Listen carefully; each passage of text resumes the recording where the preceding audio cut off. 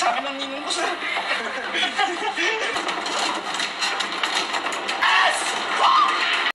Agad pumunta si Max kila JB nang mapatay nila si Sameo, habang binili naman ni JB ang team na magkita-kita sila sa exit point sa loob ng 5 minuto, na agad namang umangal si Gab dahil malakas ang ulan, kaya sinabihan ni JB na kailangan nilang mag-stick sa plano, lalo't ulan lang ang iintindihin nila.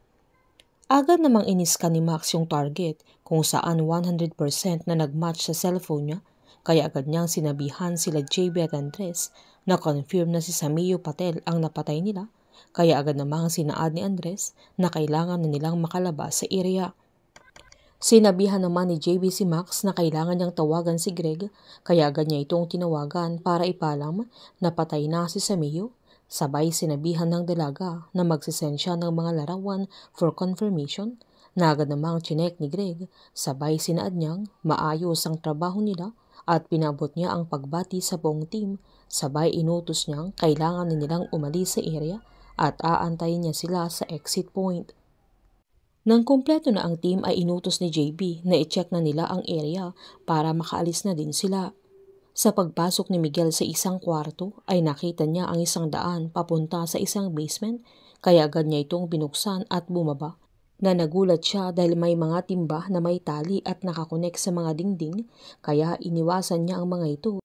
Sabay pinagmasdan niya ang paligid, pero nang magdalawang isip kung ano ang meron sa tali ay sinubukan niya itong hinila at nagulat siya nang napakadaming pera ang nakatago sa mismong loob ng dingding. Dahan-dahan niya itong nilapitan, sabay nagtanggal ng kahoy, kaya bumulagta sa harap niya ang napakadaming pera at natulala ito na halos hindi niya alam kung ano ang gagawin niya, lalo't kailangan din niya ng 20 milyon pambayad sa sindikato ng grupo ni Jake.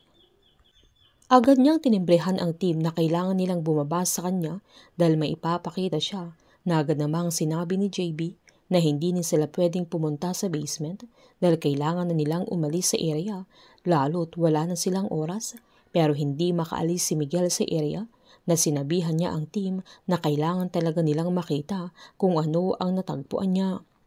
Dahil hindi nagpaawat si Miguel ay bumaba si Andres para makita niya kung ano ang sinasabi ni Miguel, na wala silang kalamalam na nakita sila ni Amir at nakarating na siya sa mga kasamahan niya, kung saan pinaalam niya na may mga kalaban na sila.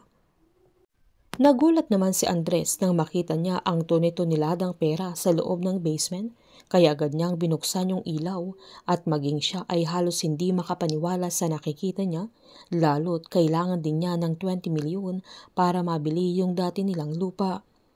Tinanggal pa niya yung ibang dingding, kaya napagtanto nilang puro pera ang laman ng area, kaya agad niyang sinabihan si JB na kailangan talaga nilang bumaba sa basement, na agad-agad namang pumunta ang buong team at lahat sila ay natulala dahil hindi nila inaasahan na madaming pera sa area.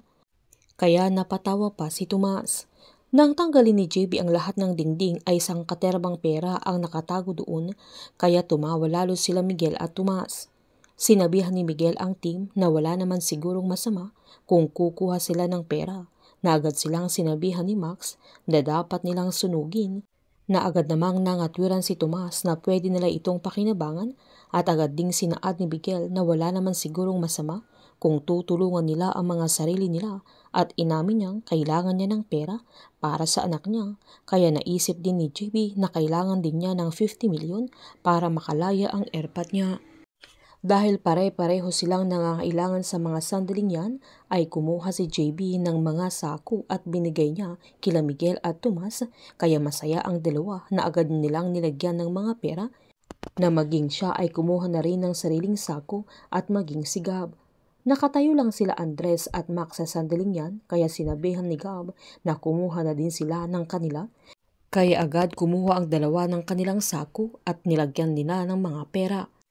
Tuwang-tuwa sila Miguel at Tomas sa sandaling yan habang padamihan sila ng perang makukuha, pero pinaalalahanan sila ni JB na kailangan nilang kumilos ng mabilis para makaalis sila agad. Sa pagbabalik nila sa paanan ng bundok ay hahabulin na sila ng kanilang mga kalaban at naghiwa-hiwalay ang team, hindi sila sabay-sabay kung saan sila dumaan, At nang malaman ng mga kalaban na napasok sila, ay agad-agad silang naghiwalay para mahabol nila ang mga taong kumuha ng pera ng kanilang grupo. Mapapahamak ang team dahil sa perang kinuha nila mula sa basement ni Sameo at hindi magiging madali sa kanila ang kanilang pagtakas dahil napakabigat ng mga perang kinuha nila.